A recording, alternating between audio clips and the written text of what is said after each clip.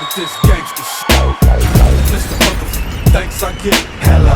I started this gangster shit. And this the motherfucker, thanks I get. Hello. Having fun? Subscribe to this channel. We need you here. Hey everyone, it's Comic Artist Pro Secrets. My name's Ethan Van Sciver, 26-year veteran of the comic book industry. I'm managing its decline. World's most charming, elegant, eloquent, and yet humble man. Great big Star Wars fan, trusted member of the media. A lot of people say to me, Ethan, you talk about Star Wars so much.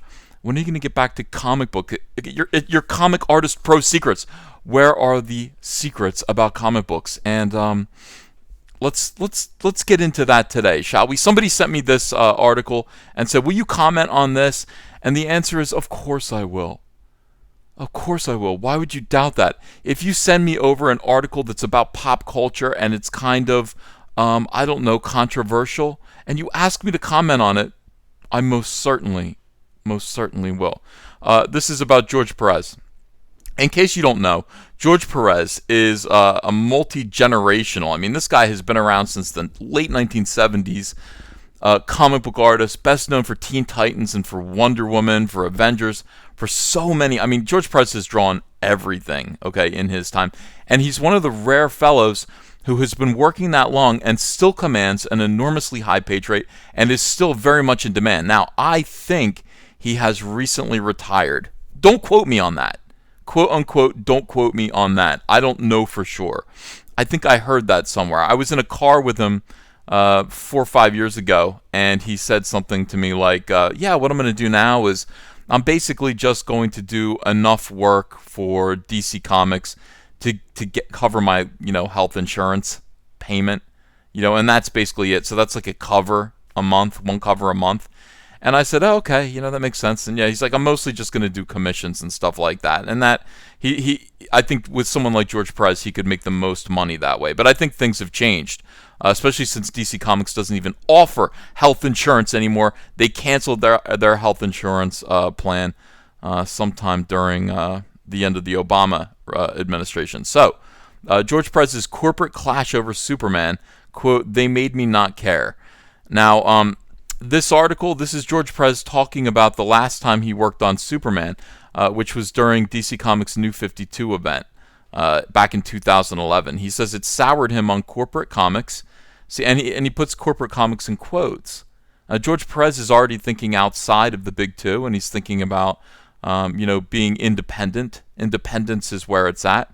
It says it marked the first time in his decade-spanning career that, quote, he didn't care. He just didn't care about what he was doing. Now, I was there in 2011 during the New 52. I was there, and I remember it happening. I remember taking meetings with Dan DiDio at, I don't know where it was. Was it MegaCon in Orlando? And he was telling me that, the whole line was going to be overhauled. They were going to cut it down to 52 titles to match 52 weeks in a year. They're going to be monthly books. And he was going to change everything. I can't even remember what the overall pitch of it was, but new takes on our classic DC characters. And he offered me Superman, and I was burned out from Flash Rebirth, and I just said, I'm not going to do it. Hold on, let me scratch the side of my face for a second. Let me scratch my beard. Can you hear that? I'm not going to do it, I said. I'm not interested. I'm kind of where George Perez is now. I'm just going to do the bare minimum of work that I need to do to keep my exclusive contract, and I'm going to do commissions. He said, well, what would you want to do? And I mean, the whole thing was he wanted to pitch me Superman, do Superman from here. And I kind of said, I don't know, Firestorm. And that ended up being its whole other disaster that we've already talked about. But George Perez actually said yes to Superman, and he got his own Superman comic. Now, the problem was the New 52 bore very little resemblance. Everything was redesigned. It bore very little resemblance to anything that was going on before that. If you knew, your ideas of Superman would be challenged by the New 52, in which Superman tied a towel around his neck and wore jeans, essentially. He couldn't fly, he could only jump. It was the early version of Superman from Action Comics, I guess, except it wasn't. And Superman had no underpants anymore. The spit curl was gone. I think there was something going on back then where DC wasn't quite sure that they or there was some conflict between the Siegel and Schuster families and who owned Superman and what version of Superman they owned. And so DC Comics could use Superman, but they had to, while they were fighting this legal battle, they had to create a new version of Superman that got rid of some of his iconic the things that made Superman immediately recognizable. They had to change. They had to change his S logo, so it couldn't be the classic shape that it was in, say, the Christopher Reeve Superman movies. So they did that. They got rid of his spit curl. They took his red underpants away. I think they even took his red boots away. It was and they made him younger. To me, it wasn't Superman. So imagine being George Perez and getting to be on Superman, wanting to draw Superman, and having to draw this thing that was called Superman but wasn't really Superman in any recognizable classic way. He said, "I think the only time I had any bitterness or uncomfortable feelings working was more recently, because the fact the industry has changed so much, and now it's corporate comics. We're sometimes being asked not to create comics but to manufacture comics," Perez said at Niagara Falls Comic-Con. Niagara Falls, that must be nice. He says, and that really bothered me during my run on Superman, the New 52 Superman. It was a book being done by committee. We're going to talk about that. And I don't think I really got a chance to create, as opposed to, follow the dictates of what we have in mind, put your name on it, and yet they couldn't make up their minds what they wanted from day to day. So that started to sour me. So here was the conflict at DC Comics as of recent. It was basically, let me put it this way. It was Jeff Johns and his ideas, oftentimes, versus Dan DiDio and his ideas. And Dan DiDio's ideas were mostly delved into obscurity. Like, Dan DiDio would do these big 52-issue events that he would carefully plan out, and he had these posters that he would put out with mysterious clues, like these bizarre posters that had hidden clues on them that would lead you. You would wonder and speculate about what was going to happen in this 52-issue weekly event and all of this stuff. And he would focus on like something like Female Furies is Dan DiDio, very interested in Commandy, The Last Boy on Earth. Like those comics that are classic DC Comics, but never really sold, and where do they fit into continuity? These are things that Dan would worry about all the time, and he was interested in them. He wanted to make them work, or he had the most ideas about those books. So that was always the thing. And Jeff Johns was always like, hey, Rebirth, let's get these guys back to where they were. Let's put the puzzle pieces back to where they belong. Let's remember DC is sunny, happy, optimistic, bright, cheerful, inspirational, aspirational. That was always Jeff Johns. Whereas Dan DiDio's ideas were always kind of like dreadful, bad things are happening. Our heroes are in crisis. All of these darker kinds of ideas. Our heroes are facing personality conflicts and problems and changing and evolving and all this stuff. Whereas, of course, Jeff was just, let's go back to the Super Friends. You'll have to guess, which one fans preferred. Fans always seem to prefer what Jeff was doing, because Jeff brought back the DC Comics that made everyone feel happy, feel familiar, feel at home, and Dan would always sort of challenge them with much darker, and I hate to say it, but oftentimes a more depressing vision of what DC Comics was. I would say that the New 52 was Dan DiDio. It was almost 100% Dan DiDio's initiative, and it was initially extremely successful. Very, very successful. But then it quickly fell off a cliff when people started to realize, I'm reading these books, they are, they're very, very, very different. Where is Wally West? Where are these characters that I loved? Where are their relationships? Why, Green Arrow doesn't know Black Canary anymore. Explain that. That's awful. Like, that doesn't feel right. Who are these people? These aren't the characters that I've invested all my time and money in getting to know. So New 52 eventually petered out and was replaced by Jeff Johns' incredibly mega successful Rebirth initiative, which I must say might have caused some jealousy in the office between other factions who were just like, this is never going to last. it would have lasted. I think the Rebirth initiative was exactly what people expected from DC Comics. But again, it goes back and forth, and I do agree. I mean, at least for me, the New 52 was a bad time. I mean, it was just a bad time for DC Comics overall. The good thing about it was Scott Snyder and Greg Capullo's Batman. That was the best part of the New 52, and that came directly out of the New 52. But other than that, from my perspective, it was a lot of people trying bold new takes on DC superheroes that didn't feel quite right. Batman felt great. Green Lantern pretty much stayed the same. Jeff Johns, Ivan Rice drawing that was fine for most of the time. But even that kind of got swept away when during the Hal Jordan, when Jeff left. The minute Jeff left, they changed it all and made Hal Jordan into this long-haired hippie. They tried to make it like Guardians of the Galaxy, flying a spaceship, didn't have his ring anymore, had a gauntlet. It was weird. It was odd. It's all stuff that people, they don't want this. Like people want the classic characters, I would think. So he says, pulling double duty as a writer and penciler for the book's first 3 issues. Perez stayed on as a writer for another 3 issues, but by his 7th issue, Perez was off the book entirely. Wow, I didn't know that. He said, I would send in the script, and they would do the editing and whatever, and changes and send it back to me until finally I just said, here's your script. However it's printed, whatever the final product is, it's your job. If the fans love it, fantastic. My name's attached to it. If they don't like it, I can't help that, even though my name's still attached to it. And he says, and that for me was the nadir of my career, because for the first time working in the industry, I didn't care. I didn't care either. I mean, it's at some point you just kind of go, and for me, it happened, I think, during Hal Jordan and the Green Lantern Corps towards the end of it. Initially, I cared, and then over time, as I realized, I'm not really getting to do much. I'm not adding much to this. I'm just drawing it, putting a little bit of my own spin on it, but not really. I'm just trying to get it in on time.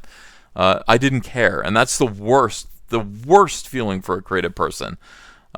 He said, I don't blame the people at DC for it. They're following the dictates of Warner, and now has a much more hands-on policy.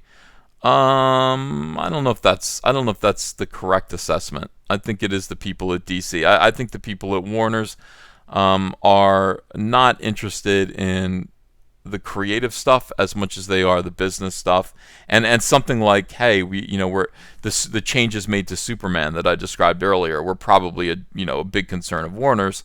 But when it comes to, should we do New 52 versus Rebirth versus whatever's going on now, I really don't think they care that much. Perez opened up about his struggles on the flagship title when attending Superman Celebration in 2012, so a year later. He's like, Perez said at the time that his frustrations stem from contradictions that happened mid-story, the result of meddling from the committee, and that he was not made aware of secretive Grant Morrison was relaunching Action Comics. That sentence is tough to understand. A book set 5 years earlier. When Perez inquired about the fates and relationships of major characters, he received no answers from DC, and that's simply because it's Grant Morrison, and Grant Morrison can do kind of whatever he wants, and they're going to let him create those contradictions and not bother him about it. Whereas the burden is going to fall, believe it or not, the burden of dealing with what Grant Morrison is doing is going to fall right on George Perez's shoulders, not on Grant Morrison's shoulders. There is a little hierarchy, I would say. When it comes to writers, of course, George Perez is going to take a backseat to Grant Morrison. So one of the things I refused to do when it was all happening, I never talked about it in the press, and only after I had left the book was it made public, because I was at a Superman convention. Somebody asked me directly, and I wasn't going to deny it or lie to them. But the fact that, okay, maybe at the time it is now the best thing for me because this is what they want to do. They can be successful at it. If I'm the one who's uncomfortable, then I should be the one to leave. Not because they're doing it wrong. It's just I can't play that field anymore. I mean, this is the other thing. I mean, there is a code of silence. You want to kind of not complain publicly about things that are going on at DC. Now we talked about yesterday Cena Grace leaving Marvel Comics, leaving Iceman, and then complaining and opening up about what Marvel actually put him through and what he realized about himself in Marvel Comics. having left, Iceman, having, with the book having been canceled twice and him being given no further job opportunities, he started to realize that what Diversity in Comics said about him was correct. He was a purse puppy. He was hired simply so that Marvel could wear him around their necks and say, look, we care about the gay community, and we show it in our books. But when it comes to actually fighting for him and taking steps to protect him, no, they're not going to do that. That's not what Marvel's going to do.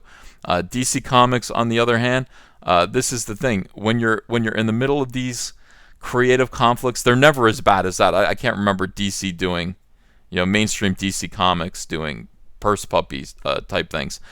But when you're having creative difficulties like this, when editorial is you're butting heads with editorial's forcing you to do things that you just don't care about, you don't think are good, you keep it to yourself for the most part. And then when fans complain, like they're going to, because this work doesn't seem like the best George Perez book that they would expect, you're going to take it on the chin. You're the one who's going to be blamed. You're the one who's going to say, what? The fans are going to say, what happened to George Perez? Why isn't this work any good? And he's going to have to keep his mouth shut about it, until he decides corporate comics still suck. Thank you, Kurt Cobain. And then move on from there, where you can actually have some freedom and do what you want and talk about it the way that you want to. In 2012, Perez admitted he couldn't wait to get off Superman. It was not the experience I wanted it to be. And that is sad. I mean, it is sad that we didn't get the George Perez Superman that I think he wanted and the fans wanted. Why? Because the company got in the way. That's editorial gets in the way. And you end up with an uninspired slapdash product. So anyway, that's my take on this article. My take on DC history, and the New 52 was it was grim. In my opinion, it was grim. A lot of bad stuff. A lot of uninspired. A lot of dismal stuff that I think kind of disenfranchised fans happened during the New 52. But I think everybody came back with with Rebirth, the Rebirth Initiative, and that is thanks to Jeff Johns. All right, everyone, if you like this video, let me know what you thought about it. If you didn't like this video, let me know what you thought about it. Leave me a comment. Engage with these videos. Engage with me. I read all my comments that you guys send in. Please share this video, and if you haven't subscribed, do continue to check and make sure that YouTube has you still subscribed. They do tend to take people down for some reason. They tend to end subscriptions, unring bells. YouTube's figured out how to unring a bell. All right, everyone, thanks. I'll be back later today with another video. Hey, I got a P.O. box. Want to send me some mail? Send it to Ethan Van Sciver, P.O. Box 607, Marlton, New Jersey, 08053. And I'll probably open it up on the live stream. Thanks very much, everyone.